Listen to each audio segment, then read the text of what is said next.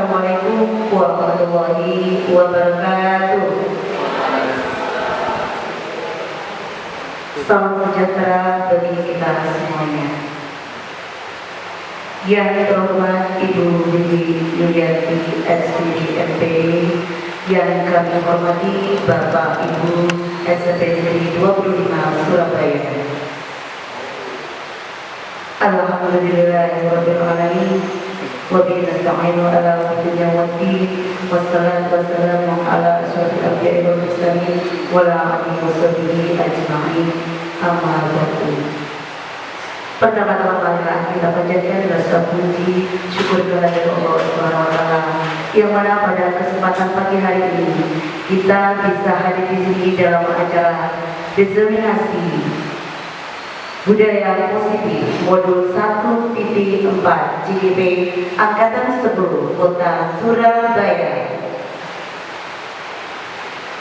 Alhamdulillah kita bisa berada di sini berkat rahmat dan hidayahnya dan tidak kurang suatu apapun. Dan yang kedua, tidak lupa salawat serta salam tetaplah kita aturkan kepada junjungan kita Nabi besar Muhammad Sallallahu Alaihi Wasallam. Semoga kelak kita mendapatkan syafaat di yaumul kiamat nanti. Amin amin ya rabbal alamin. Dan tanpa kami sampaikan terima kasih banyak atas kehadiran Bapak Ibu pada pagi hari ini yang sudah meluangkan waktunya untuk mengikuti kegiatan pada pagi hari ini. Semoga amal jariah Bapak Ibu untuk menghadiri acara ini akan diganti dengan berlipat kebaikan. Amin ya rabbal alamin. Dan sebelumnya kami selaku GGP Angkatan 10 memohon maaf apabila dalam fasilitasi kami dan moderasi kami tidak ada kesempurnaan atau kurang sempurna. Kami mohon dimaafkan dan mohon masukan dan saran yang membangun untuk perubahan yang lebih baik lagi. Dan di sini saya selaku MC dan juga selaku pemateri 1 akan menyampaikan urutan acara. Yang pertama yaitu pembukaan, yang kedua sambutan dari Kepala Sekolah SMP Negeri 25 Surabaya, yang ketiga adalah acara inti presentasi dari 3 GGP yang akan memerankan menyampaikan 3 materi. Yang pertama adalah materi paradigma baru, kemudian disiplin positif dan teori motivasi. Yang kedua, pemateri kedua yaitu Ibu Siti Aisyah akan menyampaikan tentang 5 kebutuhan manusia, kemudian 1 keyakinan. Kemudian yang ketiga, materi dari Bapak Abdul Rusyani akan menyampaikan tentang 5 posisi kontrol, dan yang terakhir adalah segitiga restitusi. Tepuk tangan untuk para calon guru penggerak Angkatan 10. Semoga apa yang kami sampaikan nanti bisa bermanfaat untuk kita semuanya dan bisa kita implementasikan di sekolah kita untuk perubahan yang lebih baik. Amin amin ya rabbal alamin. Dan sebelum kita mulai acara pada pagi hari ini, marilah kita awali dengan bacaan basmalah.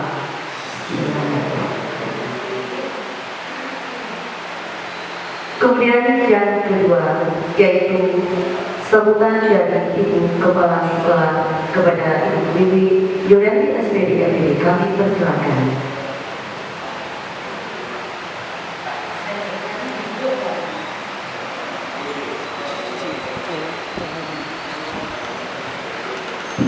Bismillahirrahmanirrahim. Assalamualaikum warahmatullahi wabarakatuh. Salam sejahtera bagi kita semua. Alhamdulillahirabbil alamin. La haula wala quwwata illa billah. Robis sebagai majestir di amri. Wakil data Malaysia yang yang saya hormati Bapak Ibu wakaf beserta calon guru penggerak generasi calon pemimpin di masa depan, ya. Kemudian Bapak Ibu guru semuanya yang dalam hal ini akan segera mengikuti sajian terbaik, ya, oleh-oleh dari para CGP. Semoga nanti ilmunya bisa langsung kita terapkan bersama. Bapak Ibu, marilah kita bersyukur kehadirat Allah Tuhan Yang Maha Esa, bahwasanya di menuju siang hari ini kita masih merasakan kenikmatan hidayah inayah beserta maunanya, yaitu kenikmatan beriman nomor 1, kenikmatan melaksanakan ibadah nomor 2. Kemudian yang nomor 3, kita masih tetap berkolaborasi dengan baik dengan keluarga besar 25. Ini kenikmatan yang juga tak terhingga dan tidak kalah pentingnya Bapak Ibu. Bapak Ibu, judul yang akan diserahkan oleh CGP sudah saya dengarkan dengan selanjutnya, yaitu materi yang pertama, yaitu nanti akan saya sampaikan tentang perubahan paradigma belajar, disiplin positif dan motivasi perilaku manusia. Bapak Ibu, sebelum kita memulai pada materi ini, agar kita relax dan santai, boleh berdiri sebentar, monggo. Ada jargon atau jargon dari guru penggeraknya. Kalau saya bilang sama penggerak, tergerak, bergerak, menggerakkan. Bisa ya Bapak Ibu, oke? Oke, monggo. Oke, salam guru penggerak, tergerak, bergerak, menggerakkan. Oke, terima kasih teman-teman sekalian. Kita silakan duduk kembali. Kemudian, sebelum saya memulai, saya memiliki pantun. Mau mendengarkan Bapak Ibu? Mau. Oke, duduk cakep ya. Duduk cakep. Oke. Buah ceri, buah delima. Enak dimakan di siang hari. Mari kita duduk bersama sambil menyimak kami presentasi. Oke, Bapak Ibu, di sini ada 3 poin yang akan saya bawakan, yaitu perubahan paradigma belajar, disiplin positif dan motivasi perilaku manusia. Silakan Bu Ais. Oke, pembelajaran dengan paradigma baru. Sebenarnya apa sih paradigma itu? Bapak Ibu tahu apa sih paradigma? Tidak ada yang salah di sini. Saya persilakan, mungkin Bapak Ibu bisa menyampaikan apa itu paradigma? Pandangan, oke. Perubahan, apa lagi? Pak Panca, mungkin yang lain, paradigma itu apa? Bisa suatu kepercayaan atau keyakinan, ya, untuk mendasari seseorang untuk melakukan suatu perilaku. Oke, langsung kita masuk. Dalam membangun budaya positif perlu adanya perubahan pembelajaran dengan paradigma atau kepercayaan dan suatu keyakinan baru, yaitu dengan menyediakan lingkungan yang positif, aman dan nyaman agar siswa mampu berpikir, bertindak dan mencipta dengan merdeka, mandiri dan bertanggung jawab untuk mewujudkan profil pelajar Pancasila. Bapak Ibu masih ingat profil pelajar Pancasila ada berapa? Ada 6. Nanti kita kupas apa saja. Nah, di situ sudah ada. Profil pelajar Pancasila yang pertama adalah beriman, bertakwa pada Tuhan Yang Maha Esa dan berakhlak mulia. Kemudian yang kedua, berkebinekaan global. Kemudian mandiri, gotong royong, kreatif dan bernalar kritis. Ini sudah melekat di hati kita semua, dan penerapan dalam profil pelajar Pancasila sudah kita lakukan semua di sekolah kita. Kita sudah mengikuti kurikulum merdeka. Kemudian next, lanjut Bu Aisyah. Dalam memenuhi kebutuhan murid disesuaikan dengan tahapan perkembangannya, dihubungkan dengan teori psikologi modern.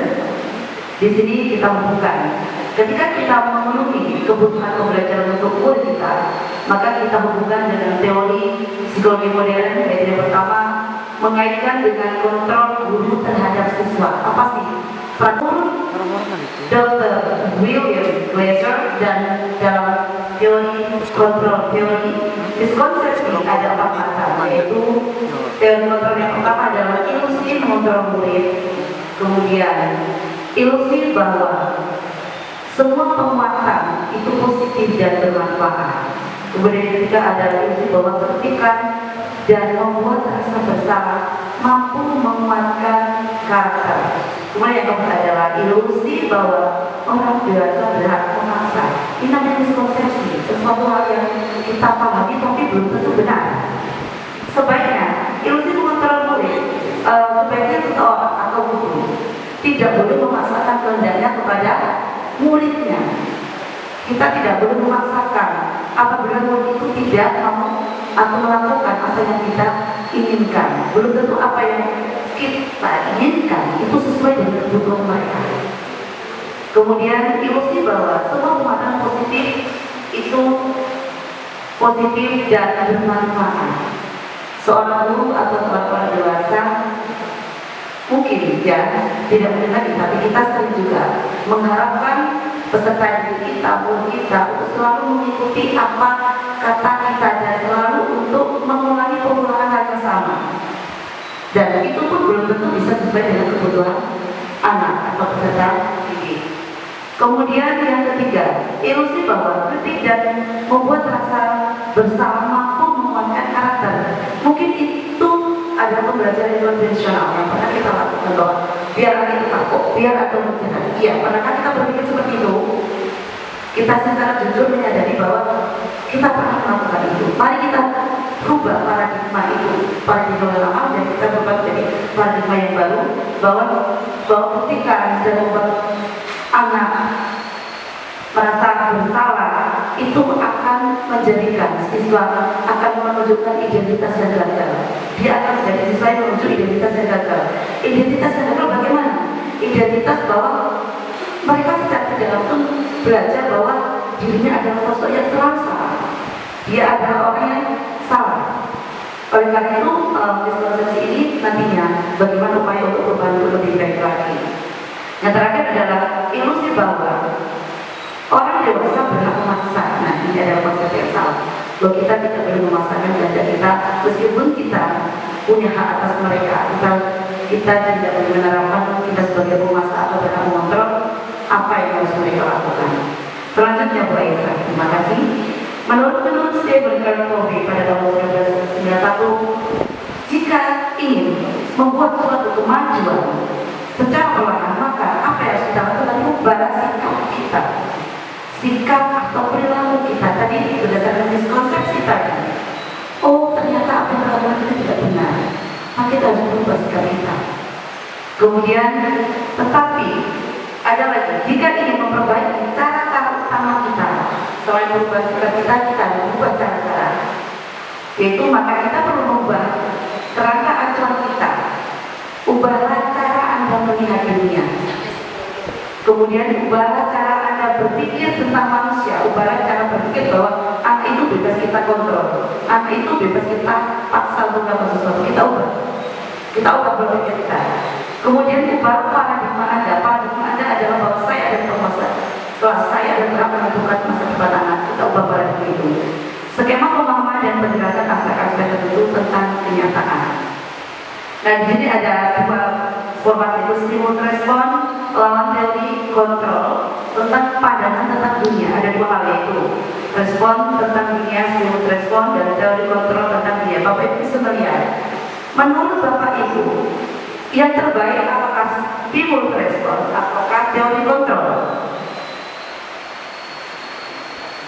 Coba Bapak Ibu lihat, kalau kita melihat bahwa realitas kebutuhan kita sama kalau di stimulus respon, tapi kalau kita merubah ke teori kontrol, realitas kebutuhan kita berbeda.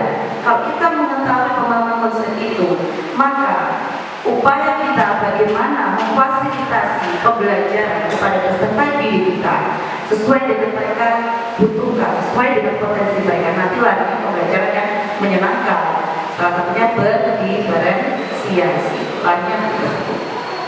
Kemudian semua orang melihat hal yang sama. Kita tidak boleh melihat sudut pandang kita loh, semuanya dianggap semua orang itu sama, bahwa orang ini akan berpikir positif semua, bahwa orang ini akan melakukan jalan yang lurus semua. Kita harus merubah paradigma itu bahwa setiap orang memiliki gambaran yang berbeda. Mereka memiliki sudut pandang yang berbeda. Dari sisi ini punya sudut pandang sendiri. Maka kita asumsikan bersama yang terpenting adalah mencapai tujuan itu harapan kita. Dan lainnya Bapak Ibu nanti bisa membaca ya. Oke, lanjut. Menurut Diana Kelsen, nah sekarang kita masuk dari paradigma tadi, kita masuk ke disiplin positif. Kita kaitkan setelah kita berkondisi kita menjadi paradigma baru, maka kita ke disiplin positif. Bapak Ibu sudah tahu misalnya dalam penerapan dari sudah tahu saya harus disiplin, saya sudah tepat waktu, saya harus memakai seragam, saya harus seperti ini. Itu kalau perilaku yang kita laksanakan. Pengertian sendiri dari disiplin itu apa? Mungkin ada bersita disiplin atau kesintahan untuk kesintahan apa tidak ada benar atau salah. Taat, oke. Taat cenderung ke apa itu? Peraturan yang berlaku. Oke, lagi disiplin selain taat pada peraturan yang berlaku. Apa lagi disiplin? Oke, terima kasih Bu Sinta. Oke, tepuk tangan untuk Bu Sinta. Pemahaman kita saat ini adalah bahwa disiplin adalah taat terhadap peraturan yang berlaku. Nanti ada kaitannya dengan proses bagaimana kita menyusun restitusi tersebut. Oke, disiplin menurut Diana dari bahasa Latin ya, ada disiplina yang berarti belajar. Nah, kita baru tahu ya, ternyata disiplin itu belajar. Belajar apa? Kemudian kata di dunia juga berasal dari akar kata yang sama, yaitu disiplin atau murid pengikut. Dari belajar pengikut. Disiplin juga berkonotasi dari disiplin diri. Siswa yang membuat seseorang menggali semua potensi dirinya untuk mencapai suatu tujuan sesuatu yang dihargai dan bermakna. Dari kalimat statement yang terakhir itu kita ambil dan kita simpulkan. Ya, disiplin adalah membuat seseorang menggali semua potensi dirinya untuk mencapai suatu tujuan sesuatu yang dihargai dan bermakna. Dan intinya lainnya kepada apa? Adanya motivasi intrinsik disiplin dari diri. Adanya suatu keyakinan kalau saya melakukan ini atas kemauan saya sendiri, maka saya bisa menjadikan diri saya. Saya memiliki motivasi tanpa ada yang mempengaruhi. Intinya disiplin adalah ada motivasi intrinsik dari diri sendiri. Saya melakukan contohnya apa itu? Misalnya, Bapak Ibu masih sering memakai masker kan? Nah, itu mungkin sudah masuk motivasi intrinsik Bapak Ibu. Kenapa sih Bapak Ibu pakai masker? Pasti Ibu punya alasan tersendiri untuk menjaga diri. Saya nanti takut kena partikel kecil atau debu, biar saya nggak batuk, biar saya nggak alergi. Itu ada yang tanpa ada yang menyuruh kamu harus pakai masker. Kamu harus nggak ada kan? Nah, itulah namanya disiplin diri. Jadi dari diri sendiri tunggu. Oh, saya harus melakukan sesuatu tindakan atau melakukan suatu perilaku tanpa ada yang menyuruh. Itu adalah disiplin mengontrol diri sendiri. Oke, kemudian tujuan dari disiplin positif adalah untuk menanamkan motivasi kepada semua siswa kita agar mereka menjadi orang yang mereka inginkan dan menghargai sendiri dengan nilai-nilai yang mereka percaya. Yang dimaksudkan nilai-nilai yang mereka percaya apa? Nanti ada semuanya. Nilai yang mereka percaya adalah nilai-nilai kebajikan universal. Kemudian nilai yang mereka percaya motivasi dari diri atau disebut internal atau intrinsik itu sama, sehingga akan berdampak pada jangka panjang dan tidak berpengaruh apakah itu nanti dihukum, apakah itu nanti saya dapat terima ketika melakukan itu.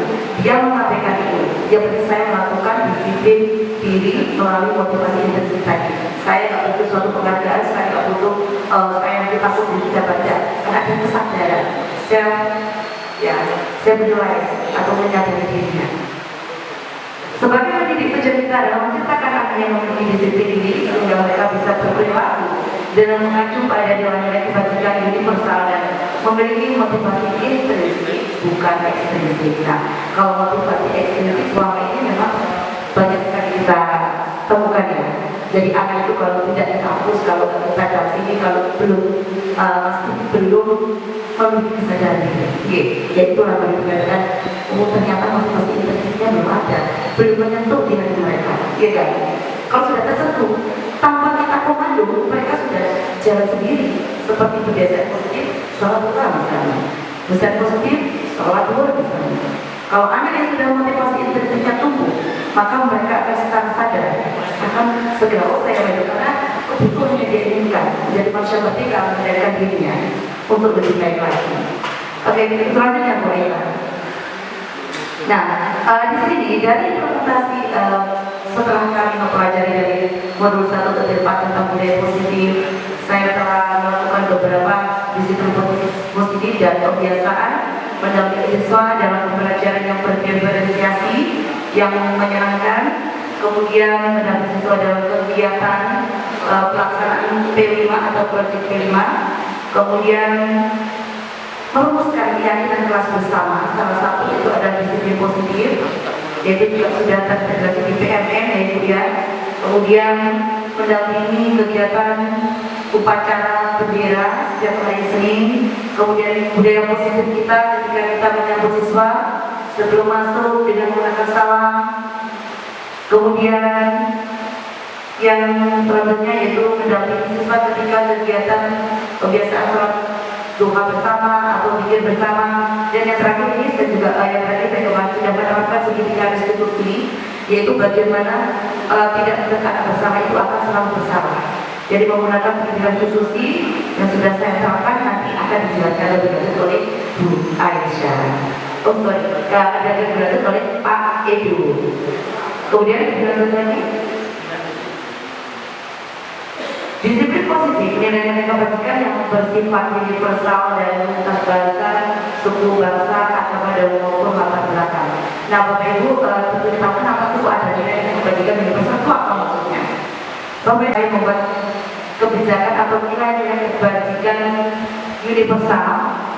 Kalau Indonesia memiliki profil pelajaran Pancasila yang terdiri dari 6, itu ada nilai-nilai kebajikan atau nilai universal yang kita pahami. Kemudian ada keterampilan hidup life skills, ada IBO Brain Release Program, kemudian ada lagi yang namanya The Seven Essential Virtues, kemudian ada lagi Indonesian Heritage Foundation, ada lagi The Values of Character, dan masih banyak lagi. Tapi yang saya contohkan adalah ini. Kurang lebih semuanya sama, namun yang sering kita gunakan di dalam modul ajar kita, ya kan? Itu mungkin sudah ada tanggung jawab, yaitu bagaimana kita menyusun keyakinan kelas. Ada dasarnya ini. Misalnya tidak ada memberikan yang terbaik untuk diri sendiri, Bapak Ibu, atau ada rasa hormat, ada mandiri. Ketika Bapak Ibu menyusun suatu keyakinan kelas, maka akan disinkronkan dengan bahwa keyakinan apa yang sudah dilanggar. Anak suka mencontek misalnya, Bapak Ibu, apa yang dia langgar? Keyakinan apa? Bapak Ibu, kalau anak suka mencontek itu punya teman itu, keyakinan apa yang dilanggar? Berdasarkan nilai-nilai yang lebih besar atau nilai kebajikan itu. Melanggar apa? Bukan nyontek misalnya, punya temannya, bukan hasilkannya dia sendiri. Dia bukan orang yang mandiri, jadi melanggar keyakinan mandiri. Itu nanti Bapak Ibu, kalau kita bagaimana cara menyusun keyakinan kelas Bu Aisyah nanti yang akan bagaimana cara menyusun keyakinan, tidak asal kita menyusun, ada tahapan-tahapan prosesnya. Jadi melalui proses-proses harus paham betul tentang bagaimana budaya positif, bagaimana nilai-nilai budaya besar yang kita sepakati bersama, bagaimana mendesain rangkaian melibatkan kolaborasi siswa, dan seterusnya nanti akan dibahas oleh Bu Aisyah. Oke, tidak saya bacakan ya, Bapak Ibu bisa membaca ya tentang nilai kebajikan universal. Kemudian lanjut. Kemudian ada lagi motivasi perilaku manusia. Nah, dan kelasnya dalam bukunya Structure School Discipline. Di sini ada 3 hal. Yang pertama, untuk menghindari orang itu akan melakukan sesuatu perilaku atau bertindak. Ada 3 hal. Yang pertama, untuk menghindari ketidaknyamanan atau hukuman. Yang kedua, untuk mendapatkan imbalan atau penghargaan dari orang lain. Itu motivasi seorang melakukan sesuatu.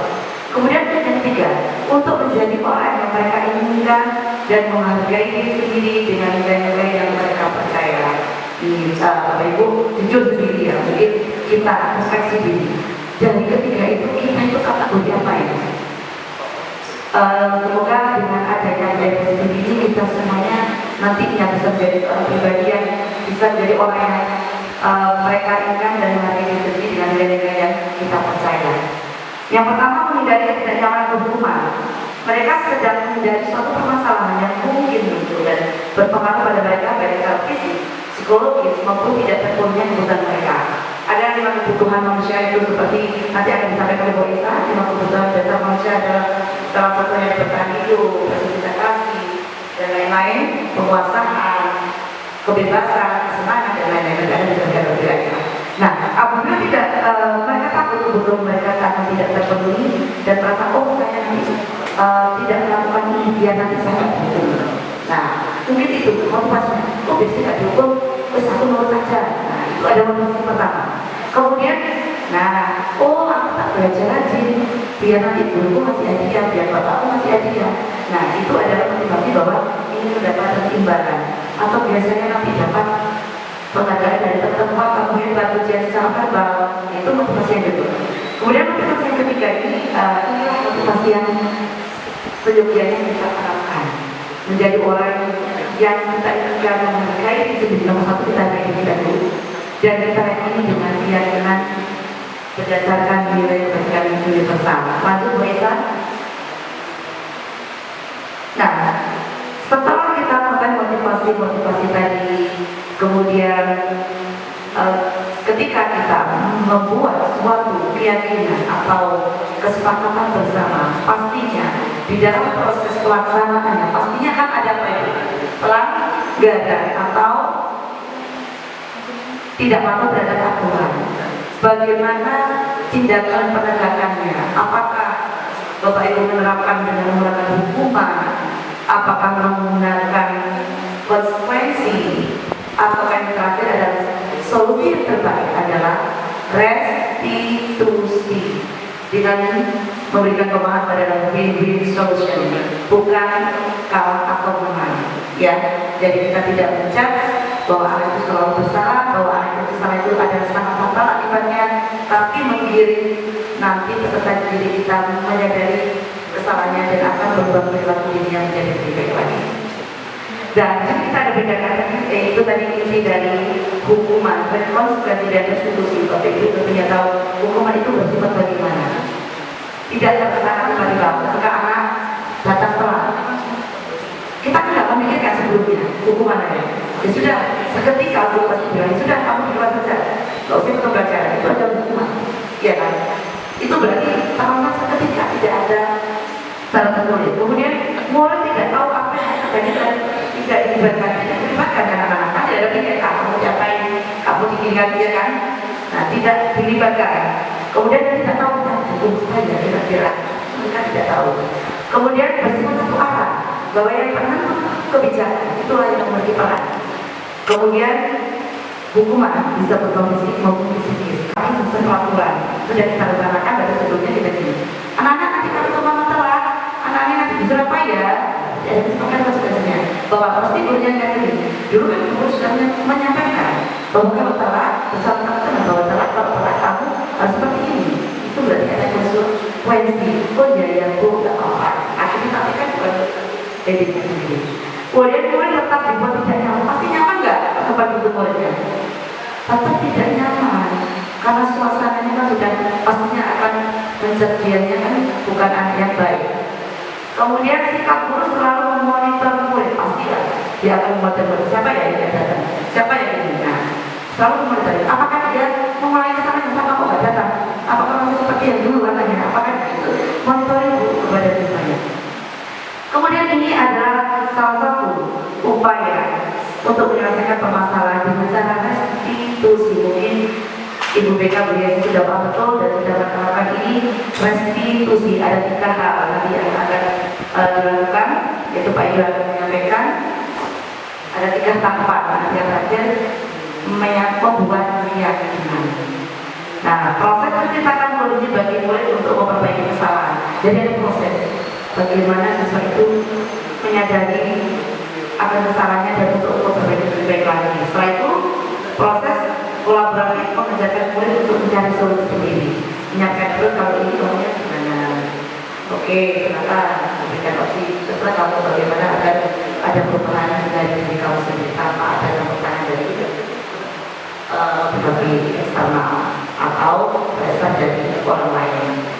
Nah, demikianlah presentasi dari saya. Apakah ada yang ingin ditanyakan atau sesuatu yang mungkin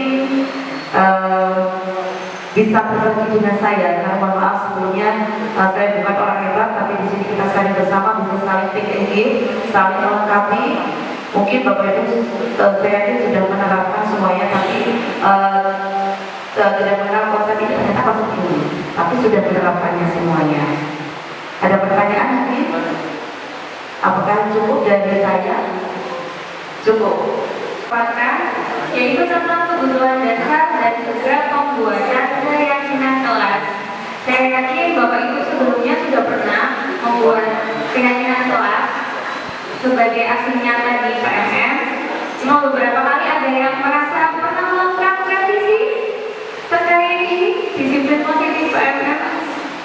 Nah, kan salah satunya ada tentang pembuatan keyakinan kelasnya. Sekarang kita menyaksikan bersama-sama. Kira-kira kenapa ya kok kemarin ada waktu aksi nyata mungkin ada yang masih revisi, tetapi mungkin ada yang sudah berhasil lolos gitu, langsung lolos tanpa revisi, langsung di revisi. Monggo Pak Emil.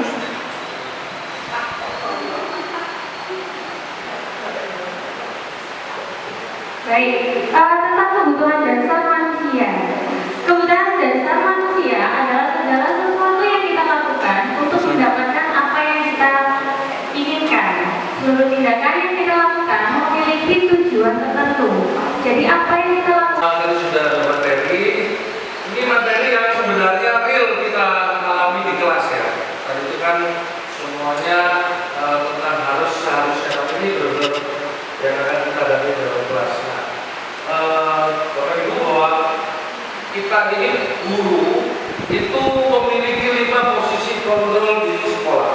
Tapi ini bukan berarti kita benar-benar akan menjalani 5 ini adalah perbandingan. Ada 5 posisi yang dilakukan oleh guru setiap hari di sekolah masing-masing di kelas. Tinggal nanti kita dalam penjelasan ini kita akan melihat, merefleksi kita ada di posisi yang mana. Baik, selanjutnya yang pertama itu ada penghukum, posisi penghukum. Ya, yang kedua posisinya adalah membuat merasa bersalah. Jadi kita membuat siswa itu merasa bersalah terhadap apa yang siswa lakukan. Lalu yang ketiga ini posisi sebagai teman. Yang keempat posisi sebagai. Sudah cukup, Pak Ido sudah cukup. Oke, terima kasih. Alhamdulillah serangkaian acara demi acara sudah kita lalui bersama dari para materi 1, 2, 3. Semoga apa yang kita laksanakan hari ini bisa kita implementasikan dan kita mendapatkan ilmu yang bermanfaat dan untuk perubahan pendidikan yang lebih baik. Terima kasih atas kehadiran Bapak Ibu semuanya. Mohon maaf apabila ada silap kata dari kami. Lagi, wassalamualaikum warahmatullahi wabarakatuh.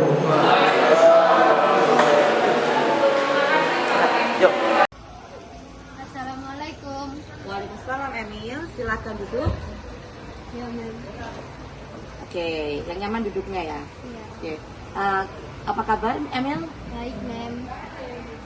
Sehat? Sehat. Alhamdulillah.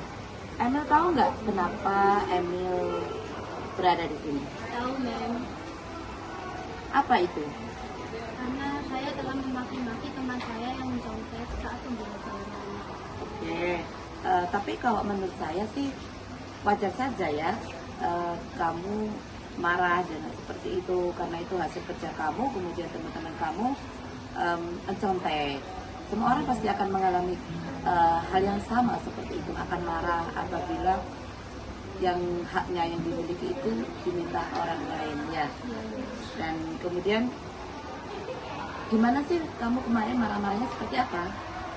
Saya memaki-maki teman saya bilang kepada teman saya, kalau kamu nggak pernah kerjain tugas, tiba-tiba kamu di sekolah cuma bisa mencontek hasil kerja saya. Saya sudah belajar mati-matian di rumah, tapi teman saya cuma bisa melihat saat saya belajar di sekolah. Oke, kamu marah-marah dengan mungkin bahasa yang tidak biasanya ya, yang agak sedikit kasar. Nah, oke Emil, mungkin apa yang kamu lakukan itu mungkin untuk pembelaan kamu mungkin kamu benar, tapi menurut kamu dengan bahasa yang kasar itu benar nggak? Benar, Mem. Nggak benar. Oke, kalau nggak benar, Kemudian saya yakin kamu punya hati yang baik, ya, punya hati yang baik, dan cuman caranya aja untuk mengingatkan teman tidak seperti itu ya. Oke. Kemudian kamu sadar itu termasuk sikap yang melanggar apa? Melanggar aturan saat pembelajaran di kelas karena kelas tidak menghargai teman satu sama lain. Oke, tepat sekali.